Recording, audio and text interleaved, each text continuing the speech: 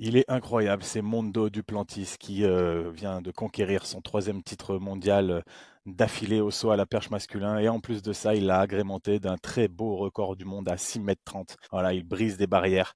Mondo Duplantis, il gagne le concours devant Caralis, qu'on imagine très rapidement devenir le deuxième meilleur performeur mondial de tous les temps et se rapprocher des 6,20 m. En tout cas, il a fait une tentative pas du tout ridicule à 6,20 m aujourd'hui. C'était un concours magnifique. Le septième de cette finale du saut à la perche masculin est à 5,90 m. C'est du jamais vu dans l'histoire du saut à la perche. Côté français, Thibaut Collet finit cinquième, une très belle cinquième place à 5,90 m également. Il a tenté 6 mètres et il n'a pas été ridicule.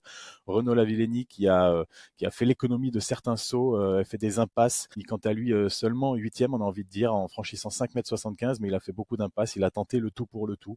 Et Ethan Cormont, 12e de cette finale mondiale.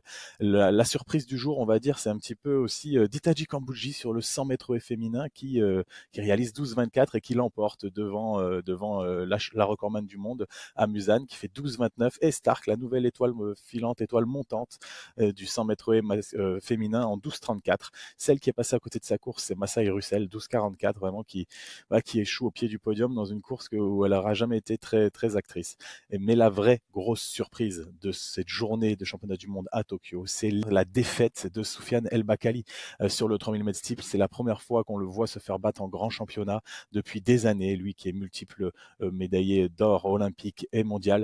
Et là, il s'est fait battre par un néo-zélandais, Gordy Beamish. Et c'est assez incroyable. C'est un petit peu ce néo-zélandais, c'est le Jimmy Gressier de la Nouvelle-Zélande, on a envie de dire. Dans une course assez lente, il a été capable de coiffer sur le fil les favoris de cette course. Et dans cette course, il y avait un Français, Nicolas-Marie Daru, qui a pas du tout démérité. Il finit à une très belle septième place, lui, pour sa première finale mondiale. Beaucoup de Français étaient en série ou en demi-finale de leurs épreuves et ça a pas mal marché pour nos trois hurdlers qui se sont tous qualifiés pour les demi-finales sans encombre, même si on a vu Sacha Zoya avec un gros bandage sur l'ischio droit. Il s'est blessé il y a quelques semaines de ça à un grade 1 à l'ischio et ça risque d'être compliqué pour lui d'aller plus loin, mais il était là, il était présent, il a mouillé le maillot et il a fait honneur à la France en se qualifiant pour la demi-finale.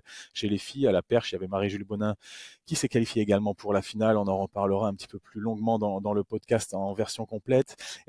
Chez les filles également, toujours, il y avait le 3000 mètres steeple, les qualifs, et Flavie Renoir, en l'absence d'Alice Finot, se qualifie pour la grande finale en battant son record. C'est assez impressionnant. Là, quelques déceptions quand même aujourd'hui côté français.